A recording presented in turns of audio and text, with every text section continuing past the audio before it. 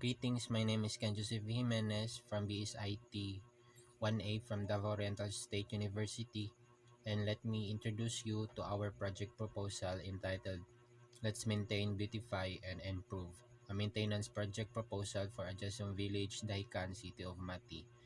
Our group consists of 4 members, which is John Paul Burnea, Bonjovie Belbelone, and Joshia Magdagasang, and Joseph Jimenez. Our rationale is our team intends to address these issues while also maintaining the village's aesthetic appeal and sustainability. So the target group of this project proposal will be the youth and the adults living in the residence, and the reason why we chose them is because we want to have them an ongoing maintenance on their village once we implemented this project. So the date of implementation is from March 19, 2022 to April 15, 2022. Now moving on to the next reporter. Hello guys, by the way, I'm John Paul Burnea. Our objective are number 1. Organize or educate the people of the village about the maintenance. Number 2. Village beautification such as facilities and aesthetic purposes. Number 3 is to provide the resources and materials we needed. Next is activities. So, having a meeting session for permission and the assistance of the borough president. Perform general cleaning and installing solar powered lights and make proper disposal booth for the wastes. So let's go with the outputs. So the outputs of this project is the citizens will know the benefits and conflicts in their village. The environment of the village will be clean, beautiful, and well organized. Illumination of lights in the dark places at night time and proper disposal of wastes.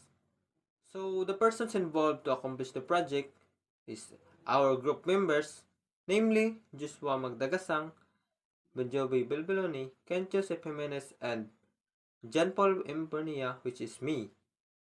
And also the borough president, the citizens of the village, and our advisor. So let's go with the budget. And the budget of this project is about 9,000 to 15,000 that we estimated. So that's all of my part. So let's proceed to the next reporter. Hi, my name is Joshia Magdagasang and I'll be reporting to you the line item budget. Estimated cost is for 2,400 pesos. Moving on to food and beverages, we have particular snack, lunch, and brief. Estimated cost, we have 2,200 pesos. And for the labor, for particulars, we have a carpenter foreman and the residents of the village. We have the item price of 1,000 and estimated cost for 1,000 pesos.